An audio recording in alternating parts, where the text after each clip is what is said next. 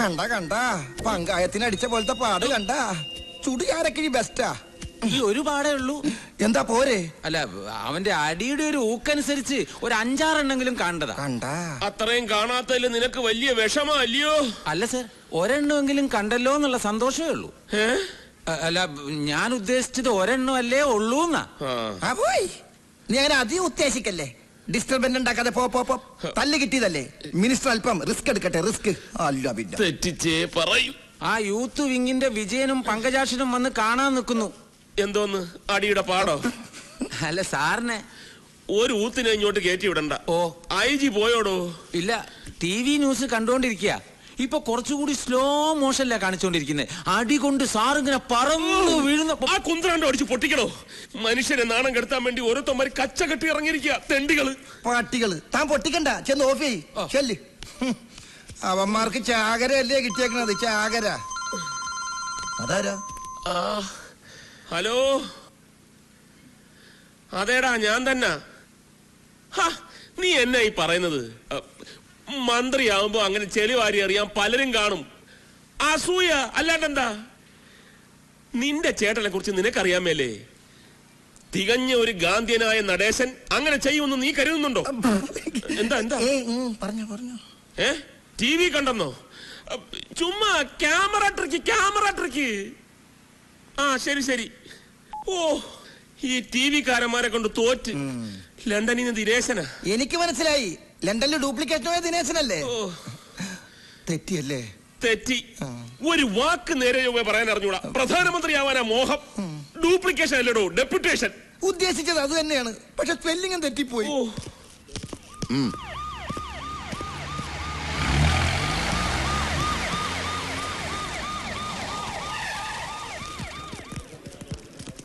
എന്തായടോ? കോളേജും ഹോസ്റ്റലും എല്ലാം സെർച്ച് ചെയ്തു സാർ. അവനെ കിട്ടിയിട്ടില്ല. സിറ്റിയിൽ ഇപ്പൊ പോലീസ് തിരയുന്നുണ്ട്.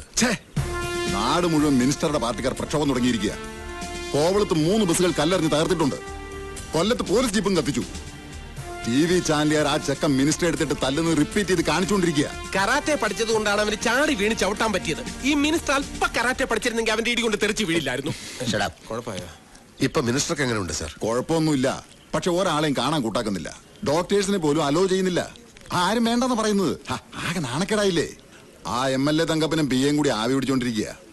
തന്നെ കാണണമെന്ന് പറഞ്ഞിട്ടുണ്ട്. ചെന്ന് സമാധാനം എന്താ വെച്ചാ ബോധിപ്പിച്ചോ സാർ.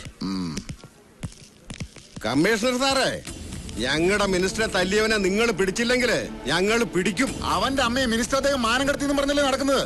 അമ്മയുടെ മോന്റെ ശവം ഞങ്ങൾ കാണിക്കില്ല. എന്തിനാ സാറേ ഈ തൊപ്പിയും വെച്ചുകൊണ്ട് നടക്കുന്നത്? തൊപ്പിയും വെച്ച് നടക്കുന്നത് തന്റെ നേതാക്കന്മാര് പെണ്ണു പിടിക്കാനും മറ്റു തെമ്മാടിത്തരത്തിനൊക്കെ പോകുമ്പോ എസ്കോട്ട് പോകാൻ. ഒന്ന് പോടോ. പാർട്ടി ടിക്കറ്റ് തരാം, MLA സ്ഥാനം തരാന്നൊക്കെ പറഞ്ഞ് കൊതിപ്പിക്കാൻ തുടങ്ങിയിട്ട് നാള് കുറെ ആയി. നമുക്ക് ഈ ചുരണ്ടല് തന്നെ മിച്ചം. ഇത്തവണ സ്വർണം ഞാൻ ചുരണ്ടി എടുക്കും. ദാസപ്പൻ വളരെ ബിസിയാണെന്ന് തോന്നുന്നു. ഞാനിത് ചുരണ്ടിക്കൊണ്ടിരിക്കുക. ഖജനാവിന്ന് ആവശ്യത്തിന് ചുരണ്ടുന്നുണ്ടല്ലോ, അത് പോരെ? എന്ത്? അല്ല, സ്വർണത്തം പോലെ ചുരണ്ടെന്ന കാര്യം സാർ ഉദ്ദേശിച്ചത്. 2 ചിഹ്നം കൂടി ഒത്തു വന്നിരുന്നെങ്കിൽ സ്വർണം ഉറപ്പായത്. മിനിസ്റ്റർക്ക് ഞവരെ കിഴി, തനിക്ക് സ്വർണത്തം പോലെ. മിനിസ്റ്ററുടെ അണപ്പില് 2 പോയി എന്ന് കേട്ടത് ശരിയാണോ? അതിന് ഇനി സമയമുണ്ടല്ലോ, താൻ ബേജാറാവണ്ട. മിനിസ്റ്റർ അടിച്ചോ ആഞ്ഞടിച്ചോ, അതിനൊന്നും ഒരു കുറവുമില്ല. ഇടോ, നിങ്ങളെ തൊലിഞ്ഞ സല്യൂട്ടല്ലേ എനിക്ക് വേണ്ടത്. ആ റാസ്കലിനെ പിടിച്ചോ. അവനെ പിടിക്കാൻ വല വീശി കഴിഞ്ഞു.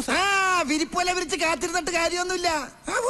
ഇങ്ങാട് നോക്കണോ, വീശി വലത് ഇങ്ങനെ അങ്ങ് എടുത്തിട്ടുണ്ടല്ല, വാട്ടത്തിൽ ഇങ്ങനെ അങ്ങോട്ട് വീശണം. അങ്ങനെ വീശിട്ടുണ്ട്. മനസ്സിലായില്ലേ? തന്നെ ഊതിയതാടോ. കർത്താവിനോടാ ചോദിച്ചത്, കർമ്മം മറുപടി പറയണ്ട. മിനിസ്റ്റർ ഭയങ്കര ജോളിയാ. ഇത്രയും വലിയ സന്നാഹങ്ങൾ ഉണ്ടായിട്ടും ഇത്തിരി പോകുന്ന ഒരു പീക്കിരി ചെക്കനെ ഇതുവരെ പിടിക്കാൻ കഴിഞ്ഞില്ലെന്ന് പറഞ്ഞാൽ അത് പറഞ്ഞിട്ട് കാര്യമില്ല സാറേ. കൊമ്പൻ സ്രാവുകൾ എളുപ്പത്തിൽ വലയെ കൊടുക്കും, വരാലുകൾ പിടിതരില്ല, വഴുതിപ്പോകും. പറഞ്ഞാൽ ശരിയല്ലടോ? അനുഭവസ്ഥനായ സാറ് പറയുമ്പോ ഞാൻ എങ്ങനെ എതിര് പറയും? എന്താ പറഞ്ഞ സാറത് ജനറൽ അല്ലാതെ പഴയ മീൻപിടുത്തമല്ല. ഇതും പിന്നല്ലാതെ. ഒരു കാര്യം ഞാൻ പറഞ്ഞേക്കാം, 24 മണിക്കൂറിനകം ആ തെമ്മാടിയെ പിടിച്ച് തലയടിച്ച് പൊട്ടിച്ചില്ലെങ്കിൽ. ഈ മണിക്കൂറിന്റെ കണക്കൊക്കെ പറഞ്ഞു വരട്ടുന്നത് പഴയ രീതിയാണ് സാർ. പോലീസുകാർ അവരുടെ പണി ചെയ്യുന്നുണ്ട്. ഈ വിളിച്ചു വരുത്തിയ സമയം കൊണ്ട് തന്നെ അന്വേഷണം എത്രയോ മുമ്പോട്ട് പോകുമായിരുന്നു. With your permission sir. Vigneshwar, come on. ഒന്ന് പോടും. ഒരു ഇടിയൻ കർത്ത. എന്തോന്ന് ഇടിയൻ? ഇവൻ ഇടിക്കാൻ പോയിട്ട് ഒരാളെ നുള്ളു പോലും ചെയ്തിട്ടില്ല. പിന്നെ ആരിവൻ ഈ പേരിട്ടത്? അതറിയത്തില്ലേ? ഇവന്റെ അച്ഛന്റെ പേര് ഇടിയൻ പാക്കരൻ, ഇവന്റെ അപ്പൂപ്പന്റെ പേര് ഇടിയൻ ചങ്കരൻ. അപ്പൊ കുടുംബം മുഴുവൻ പോലീസാ? എവിടെ പോലീസ്? അയ്യോ, അവലിടിയല്ലേ ഇവരുടെ കുലത്തൊഴില്. അതിലിളയവന്റെ പേര് ഇടിയൻ കർത്ത. അഹങ്കാരത്തിന് ഒരു കുറവുമില്ല. ഇവനെയൊക്കെ സർവീസിന് ടെർമിനേറ്റ് ചെയ്യണം. തെറ്റിയല്ലേ? കറക്റ്റാണോ? ദൈവമേ, ഇന്ന് ഇടിവെട്ടി മഴ പെയ്യും. എന്നാ കടലിൽ മീൻ പിടിക്കാൻ പോണവരോട് സൂക്ഷിച്ചോളൊന്ന് മൊബൈലിൽ വിളിച്ച് പറയട്ടാ. രമേശ് ഞങ്ങളുടെ കോളേജിലെ ബെസ്റ്റ് സ്റ്റുഡന്റാ. മാത്രമല്ല ഞങ്ങളുടെ ഒക്കെ ബെസ്റ്റ് ഫ്രണ്ടും കൂടിയാ. He is not a criminal. പറ. അയ്യോ, മുത്തച്ഛൻ എന്തായി പറയുന്നേ? രമേശ് എവിടെയാന്ന് ഞങ്ങൾക്കറിയില്ല. പോലീസ് വന്നപ്പോ കോളേജിൽ നിന്ന് മിസ്സിംഗ് ആയതാ. പേടിച്ചിട്ട് എവിടെയെങ്കിലും ഹൈഡ് ചെയ്തതായിരിക്കും. പ്രശ്നം ഒന്ന് കോംപ്രമൈസ് ആയ അയാള് പുറത്തു വരുമെന്ന ഞങ്ങളുടെ വിശ്വാസം. മാത്രമല്ല പോലീസുകാരുടെ കൈ കിട്ടിയ അയാളുടെ പൊടി പോലും വെച്ചേക്കില്ല മുത്തശ്ശ. ശരി, താങ്ക് യു മുത്തശ്ശ. എന്തായി? നടേശൻ ഞങ്ങളുമായിട്ട് സംസാരിച്ചിട്ട് എന്നെ തിരിച്ചു വിളിക്കാമെന്ന മുത്തശ്ശൻ പറഞ്ഞത്. ആ വേഷം മാറുണ്ടായിരുന്നു. വിഗും വെച്ച് വേഷം കെട്ടി എത്ര നേരം വെച്ചണ്ടാ? തലയും ദേഹമൊക്കെ ചൊറിയുന്നു. പെൺവേഷത്തിലായിരുന്നെങ്കിൽ ആരെങ്കിലും പെട്ടെന്ന് വന്നാ എന്തെങ്കിലും കള്ളം പറഞ്ഞ് അഡ്ജസ്റ്റ് ചെയ്യായിരുന്നു. വാതിൽ കുറ്റിയിട്ടിട്ടില്ല. വേഗം ചെന്ന് കുറ്റിയിടും.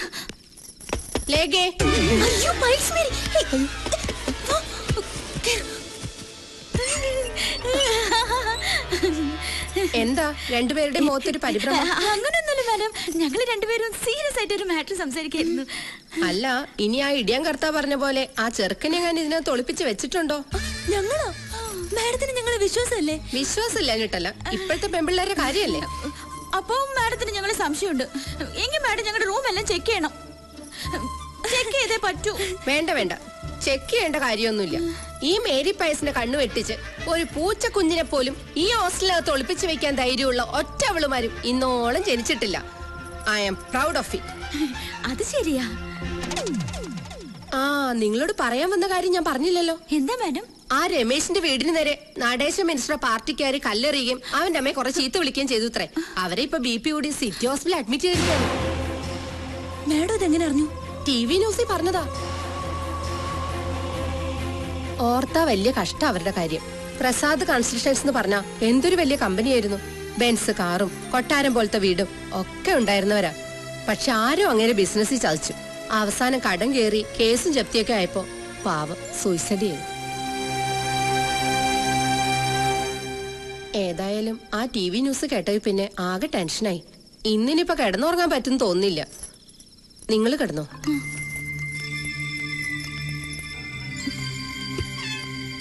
മാതാവേ, ഇന്നിനി 2 സ്മോൾ അടിക്കാതെ കിടന്നുറങ്ങാൻ പറ്റില്ല.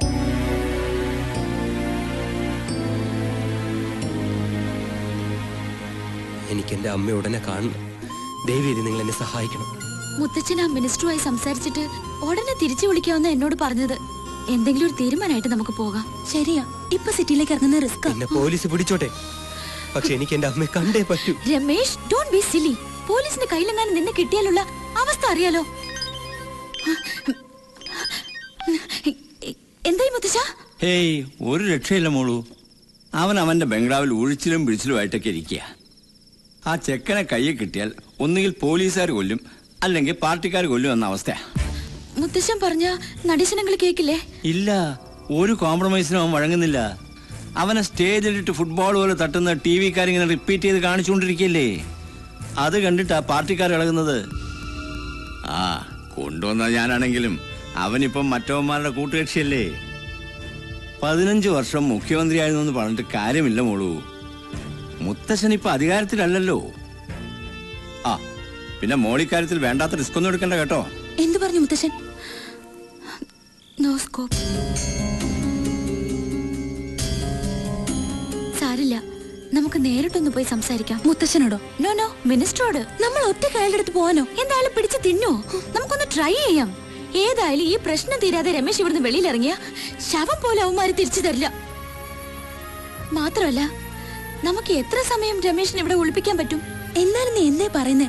ഈ സമയത്ത് പോയി മിനിസ്റ്ററെ കാണാന്ന് പറഞ്ഞ ഗൾഫ് കുഞ്ഞ് അധികം തലപോയിക്കണ്ട. നടേശൻ അങ്ങനെ ഞാൻ ചെറുപ്പം മുതലേ അറിയുന്നതാ. അതുകൊണ്ടാ ഒന്ന് ശ്രമിക്കാന്ന് പറഞ്ഞു. അതിനിപ്പോ അയാൾ എവിടെന്ന് വെച്ചാ? അയാള് മന്ത്രിമന്ദിരത്തിൽ ഒഴിച്ചിലും തിരുമലായിട്ടൊക്കെ ഇരിക്കല്ലേ. അത്രയ്ക്ക് ജോറായിട്ടല്ലേ ഇയാള് കൊടുത്തത്. രണ്ടും കൽപ്പിച്ച് ഞങ്ങൾ പോയി ട്രൈ ചെയ്യാം. ഈ ഒറ്റ രാത്രി കൊണ്ട് പ്രശ്നങ്ങളൊക്കെ തീർക്കാനാ. വെളിയിൽ നിന്ന് പൂട്ടി താക്കോല് വാതിലിന്റെ മുകളിൽ വെച്ചേക്കാം. ഞങ്ങൾ വരുന്നത് വരെ അകത്തുനിന്ന് ഒരു ശബ്ദം പോലും ഉണ്ടാക്കരുത്. ജൂലി, നീ വേഗം റെഡിയാവും.